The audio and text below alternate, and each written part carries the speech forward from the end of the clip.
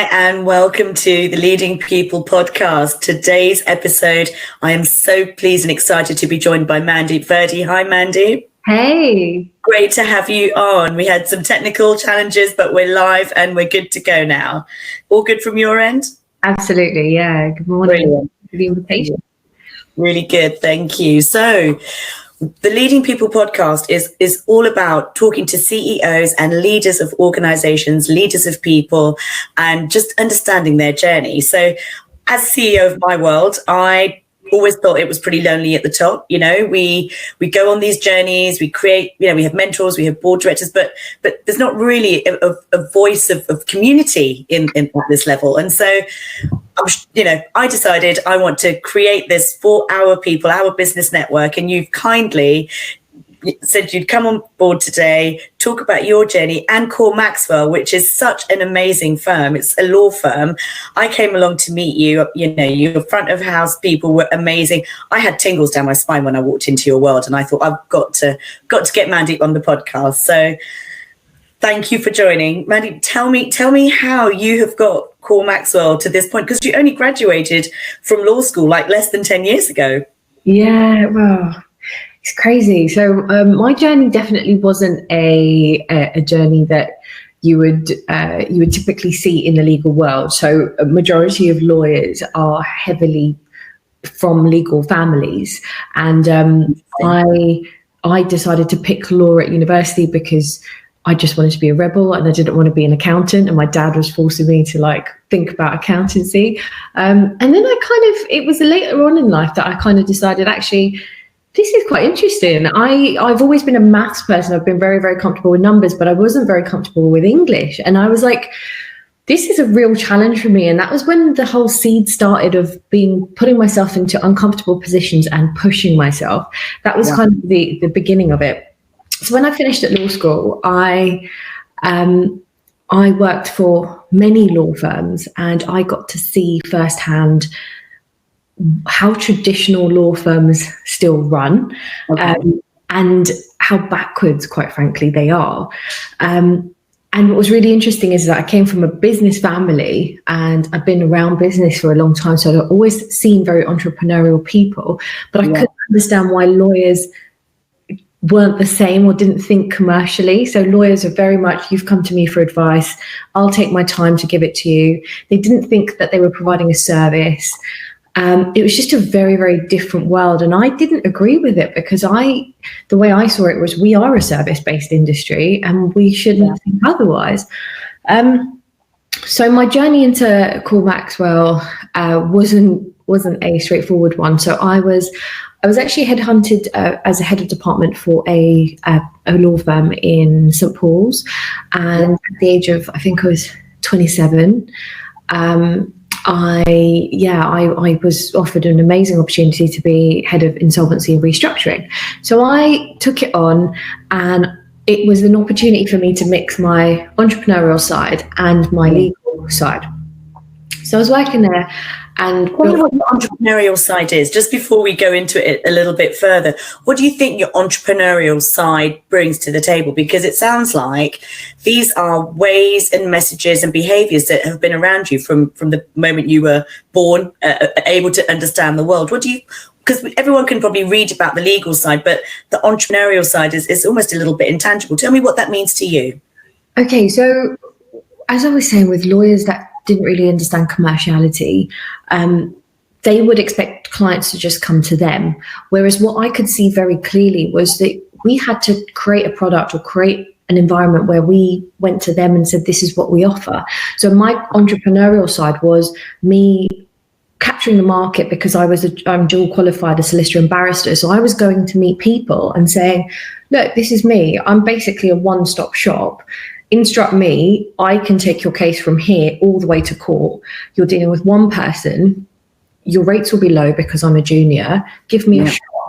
And actually what I started to do was create my own client base. And I didn't know at the time the value of what a client base was, because every firm I went to, those clients followed me to the next firm.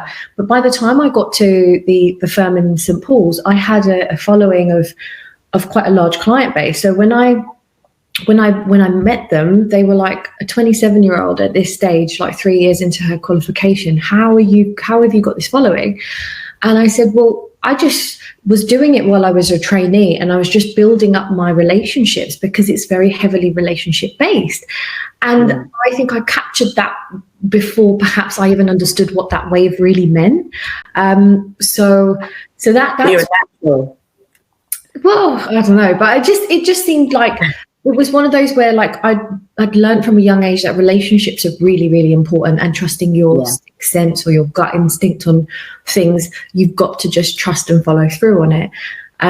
So that was kind of all of those things that I'd learned even as a teenager, going to like my parents' own children's day nursery. So going in the summer and sitting there and going, oh, it's not fair, I don't want to be sitting here. And actually, I was like, why don't you have a look at this? And I'm like, what's that? And then I'd have a look, and I'd get involved right from the outset. It was all actually training for my later path. You know what, that is amazing, because it sounds like the two things that you've identified is, one, you're learning by watching, so you're learning by example of other people doing it, but also you backed yourself very early on, and that is something that has stayed with you. And actually there is a third one, which is a resilience to continue doing it, because I can't imagine that was easy to put yourself out there like that. No, it was very unorthodox actually. It was like, I remember my training principal going, Mandeep, like, what are you doing here, kind of thing. Like, why are you trying to engage with the client on a social level, or on a, oh, okay, is that where you come from? Okay, yeah, so you're near Ascot or whatever. And he used to just look at me like, that's really interesting. Why do people want to talk to you and not me? It's my firm. And that started to happen, and I started to just be very interested in the social dynamics of that. So there's a psychology as well, isn't there, to people feeling like building that trust and confidence in someone.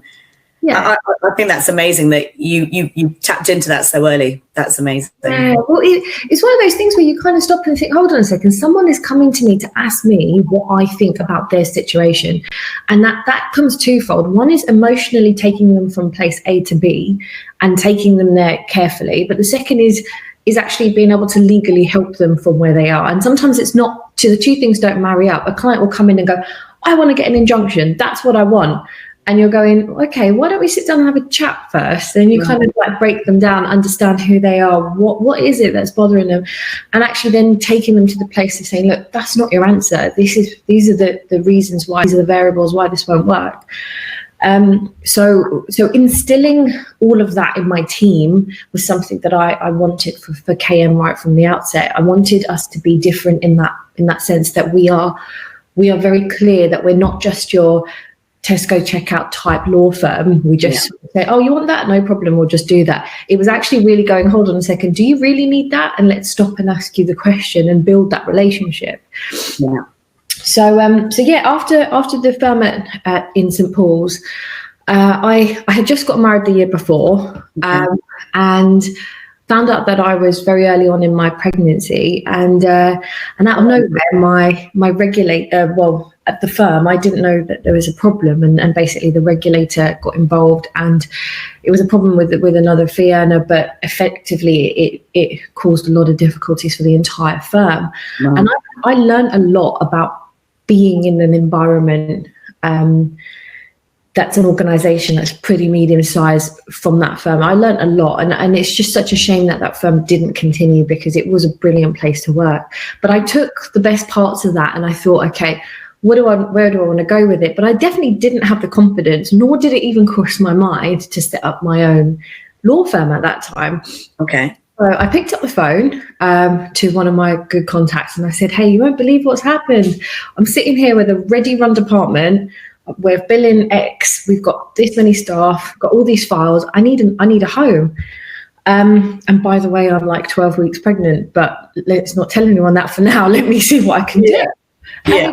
He goes, oh, I know someone who can make a decision really quickly over the weekend. So I met him on the Saturday. He offered me a partner position on the Sunday and I joined. So I interviewed with this guy and I told him, look, it's my first child. I really don't know what's going to happen.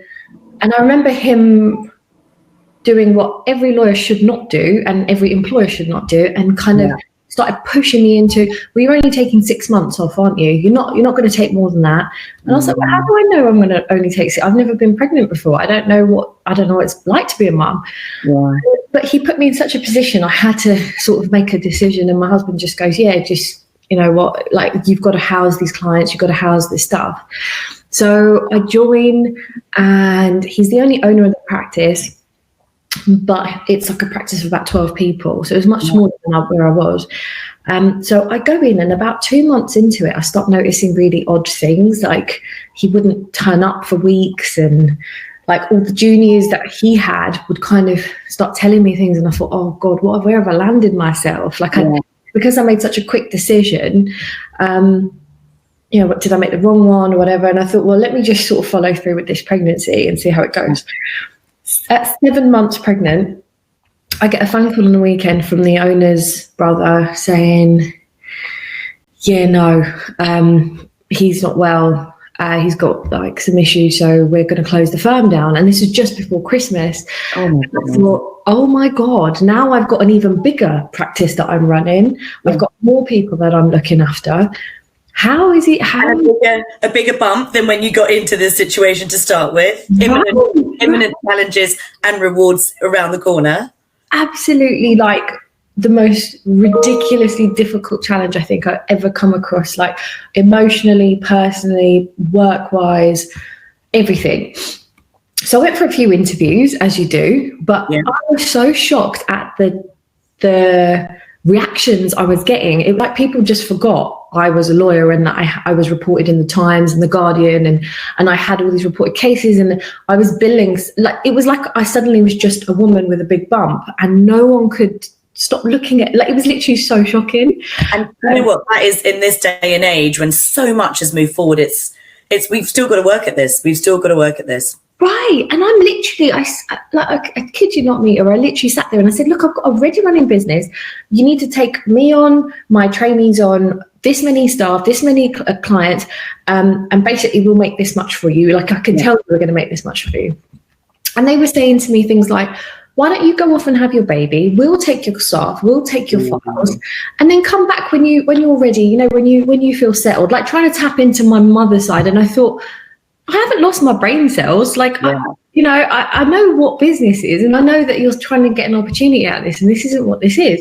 Well, I was getting a partnership, and they're trying to fleece your business from you. Right. So I was like, this is just taking the mick. You know, I'm done with this. And I think I was just so infuriated, and with all the hormones and being like going through it all. I remember my husband just saying to me one day, and he's not a lawyer. He's in business, but he's not a lawyer. And he sat me down and he goes, look, if you weren't pregnant, what would you do in this exact situation? Yeah. I was like, without hesitation, I would take his business, I would run it, I wouldn't pay anything for it, I would do this. And he was like, well, then we'll do it. And I was like, how are we going to do this? Like, we're going to have a baby, we're going to be parents. Yeah. By this time I was like coming up to about 8 months. So I was really huge, and I just did not know what was happening. No idea. We just moved house. It was just mental stuff. And then you've taken every challenge and brought it into a bottleneck like that. Yeah, it was. Life does that, right? That's what life does. And you know what? It's one of those things. If I didn't get tossed up into a very uncomfortable position, I wouldn't have tried to find a way of survival. But I started to think, okay, what am I going to do with this? And then it just kind of hit me one evening, like, how am I going to explain this to my daughter? What am I going to say to her? Like, when you come to challenges in life, what are you going to do? Yeah. And I just thought, well, all right, let me just have a little butchers and see what's the process to setting up a law firm. And then it was like, and lawyers tend to be extremely risk adverse. So I was just like, well, okay, I'm only going to do this for a couple of months. Let's just see if we get regulated. Let's just see if we get insurance. It was everything. I just created steps for myself to say, well, if we get this up to here, then maybe it's meant to be. Yeah. So I kept doing that. So my daughter I ended up having an emergency C-section, didn't even have a natural birth. It just went completely pear-shaped towards the end. She was 2 months overdue. So she was born in early Feb, and my law firm started trading March 2018. So that is amazing. It was literally the birth of 2 babies at the same time. It really was. And I said, I feel like a mum of twins, but needing completely different sides of my brain. Yeah. And to be really honest, that first 6 months were the hardest 6 months, because I was ripped by, like, my daughter's there, but I know I need to get back to these emails.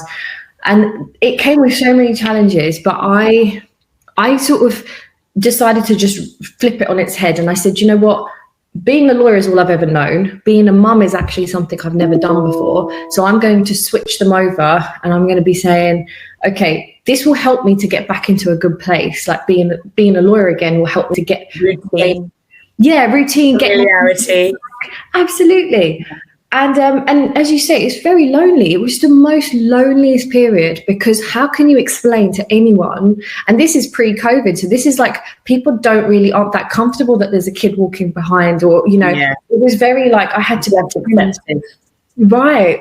So do you know what, Mandeep? It's really interesting what you said about, we talked about isolation as leaders of business, but actually becoming a new mum is really isolating in itself as well. So you might have created a positive by bringing your work into that journey.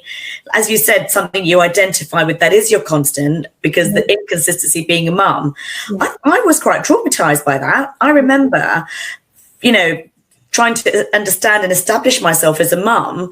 And when you are in business, and it sounds like you've taken your career from strength to strength, stepped on the challenges, but I think parenting is the most uncertain time of your life, because there really isn't a book on it. As much as there are many books on it, when you're in it, no one gives you those books. So about it. Yeah. Parallel, I commend you. I just think it's a great, it's a great story, and it's a great lesson actually of what we can learn in those times and how we can approach those times. Yeah, it was, I mean, by no means, I know I'm talking about it now, like, with a smile on my face, but at that time, honestly, I was like, what the hell have I done? And there was a lot of mum guilt, like ridiculous amounts of mum guilt.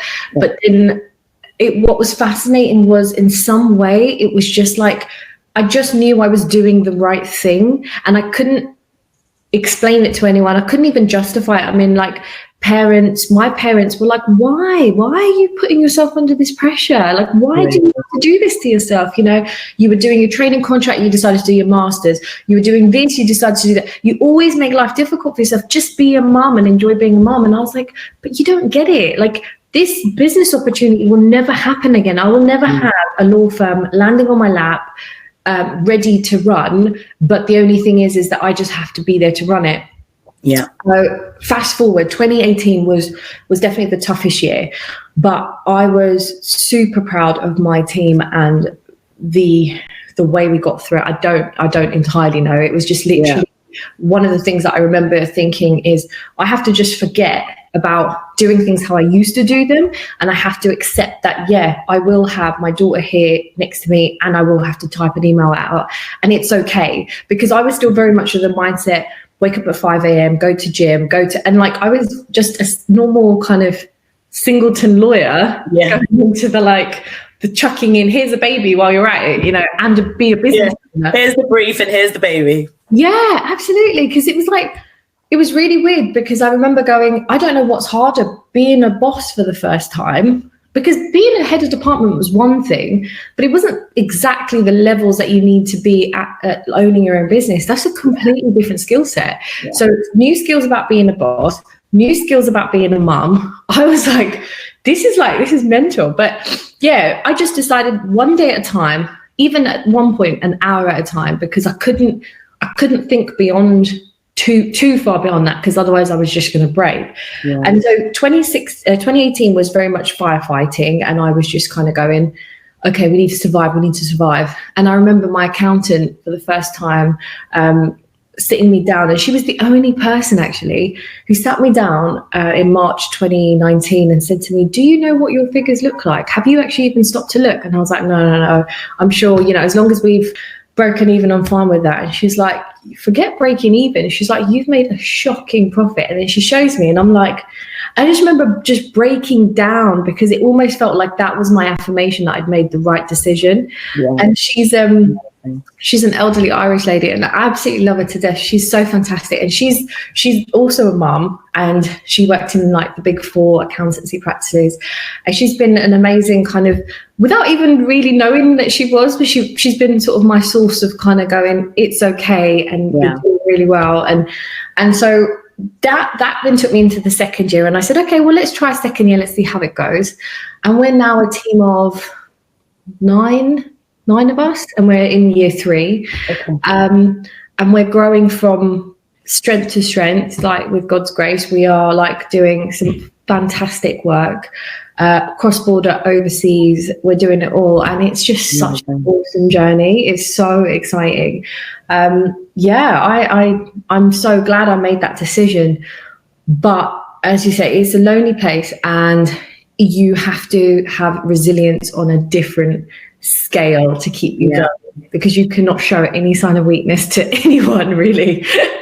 And your people, most of all. So you're trying to get the business to a level of success and continuity. The doubts that creep into one's mind aren't a success or failure doubt. They're almost like a reaffirmation of checking in with yourself. And you're right, having someone that you can, maybe like your elderly your accountant, that almost might have been a bit of a listening post almost, to sort of say, am I on the right track? But just, so many people don't have that, or think because I'm the boss I shouldn't need that.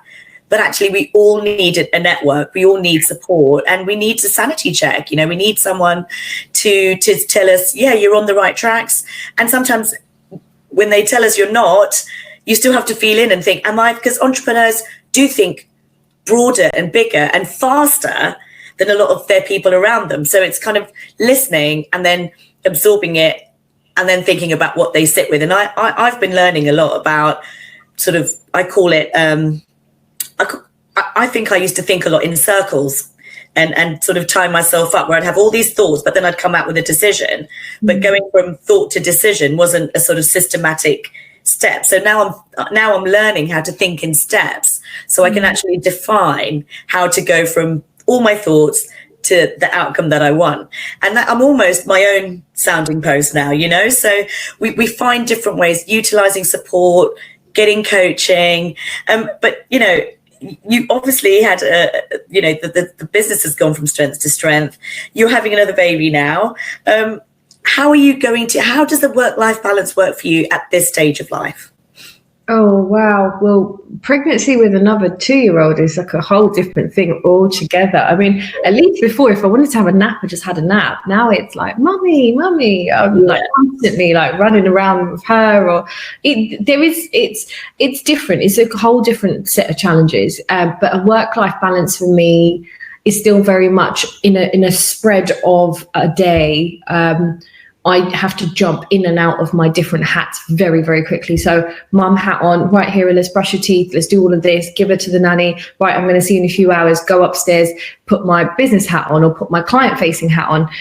And it's actually something my accountant said to me. She goes, the best way to think about this is to have an invisible hat and to pretend like you're putting that hat on when you're about to do something. So you change your hat, and that concept was like mind-blowing for me. I was like, actually, I'll just pretend I've got a different hat on. Right, now all the Mandy skills that I need for that will be, and sometimes it's like pressure's pulling you left and your child's pulling you right, and that's kind of tough. But you've got to utilize the resources around you, and you've got to be thrifty. Like at the moment, it's getting sort of more towards the end of the pregnancy for this one, and so I'm in a position where I've kind of said, okay, 2 days she's going to stay with my parents, just to kind of just let me sleep through the night and like have a bit of a rest. And then work-wise, my team, I've been slowly stepping back and kind of going, right, these are your cases now,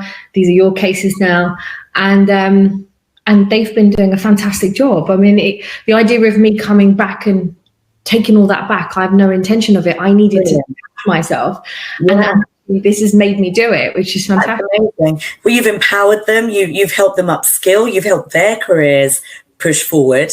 And that is, you can't put a price on that. You are giving your people the ability to earn, not just for your organization, but to create their own success as well. And that gives you the headspace to then take Kaur Maxwell to the next level.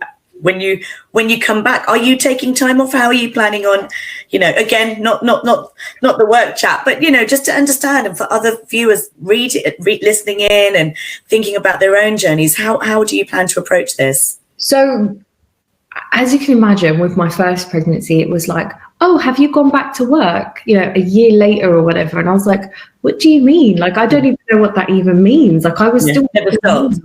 Yeah, I was checking my emails on the hospital bed. I mean, I didn't have... I think I had about 2 weeks, and then I basically kicked off again. This time around, I do definitely think that had a bearing on my recovery and my health. So I do want to take a little bit more time. But realistically, what I've done is I've kind of spaced things out so that I know I've got a 4-week period where I'm just going to switch off entirely. And then I'm not going to kid myself. When you own a business, you've got responsibilities just as much as you do with everything else. I've got to pay salaries, I've got to pay suppliers, I've got to do things, authorize payment. And it being a regulated law firm, you've got checks and balances all the time. I mean, it's like, Mandy, we've got a client in India, we've got to check their ID, but this has come back, and and I'm the officer that's got to check whether or not that's correct or not. So it's just even the most simplest things need my attention. So it's just now creating a space where I can have a transitional period where I can manage that.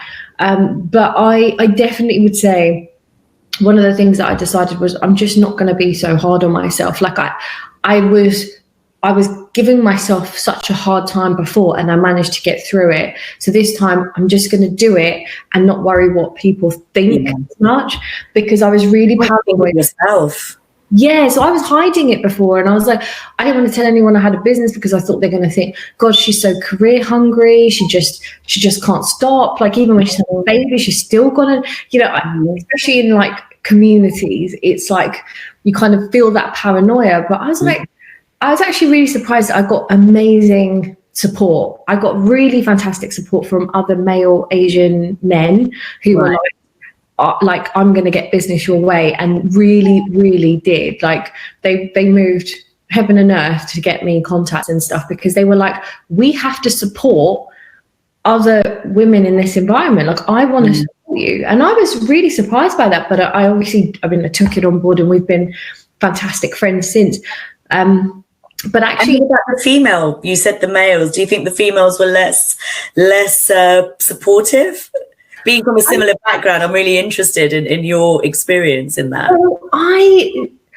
I think from a personal perspective, I don't think women were that like, as in my social circles or my family circles. Yeah, I did hide it because I just didn't feel like they would understand it. I think it would have made it about me, and it wasn't about me. It was about the decisions that I had before me. Well, I get that. Yeah, I did IVF to have my kids, and I had a career in the run-up. I was FD at the main group. I had a lot of problems having children, and I remember people saying, "Oh, you're going to go back to work?" And I'm like, "Well, yeah, of course. I'm, still need to earn.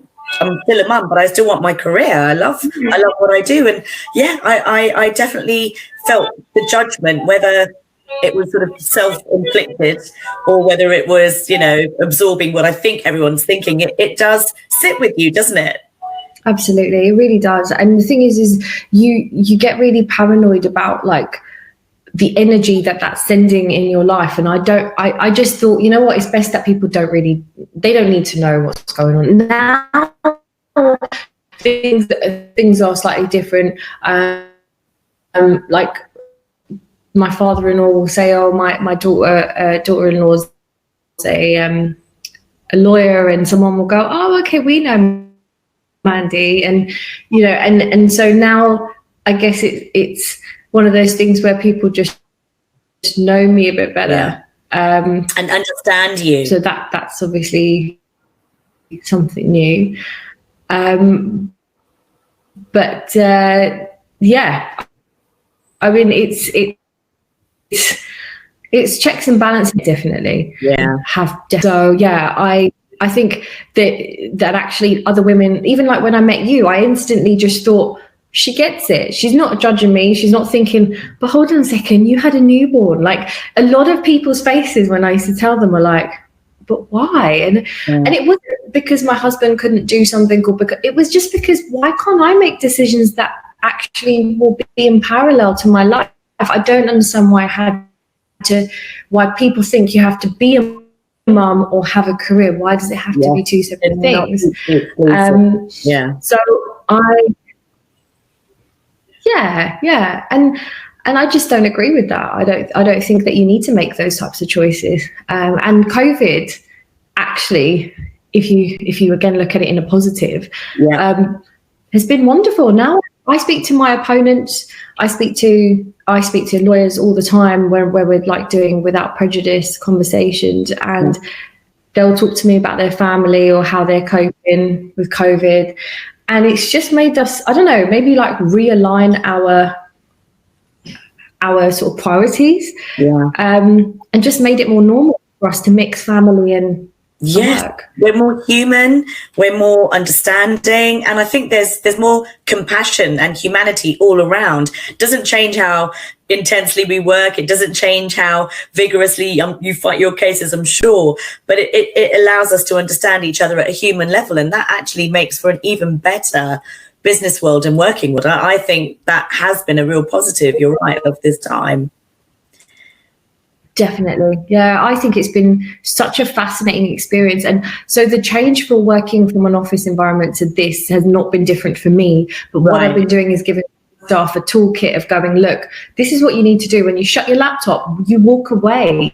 Like, don't keep messaging and emailing. Like, when you open your laptop, just you're in work mode, because it was really hard for them to go, but we're at home. We don't understand, like, why, like, we can't get ourselves out of home habits. And it was just simple things that I started to notice. Even their emails were getting very casual, and I'm like, you're typing a message to a friend. Like, just get back to like pretending you're in the office. And it took a little transition, but no, I think it's been good for us. Fantastic. Well, I tell you what, I was just saying about that you're exactly. Take the hat off and switch off, or put the hat on, and it's professional but familiar, isn't it? I think that's the involvement, but without losing that professionalism. Well, Maddie, you are an inspiration. You're an inspiration, and I'm sorry we've had a bit of a sound and time lag, I think, towards the end today, but I have absorbed everything you've said and taken it in a learning point, and also a reassurance, I think, for many of the viewers listening today, especially the fact that you've achieved so much in your career to date, and you've been able to have a family. And for me, that's what it's about. I really believe we can have it all. I think there are balances and sacrifices that we have to make in the short term, but in the long term, looking back, if we strive for that work-life, family, self-balance, we'll have a really fulfilled life to look back on. So you have demonstrated that so fantastically today. Oh, thank you so much. And thank you again for the invitation. It's been wonderful to catch up with you again. It's good to see you too, and good luck with the business, good luck with the baby, and hopefully a few months down the line we can do part 2 of this. Oh, yeah. Amazing. Maddie, thank you so much. Great to speak to you today. All the best. Take care. Bye.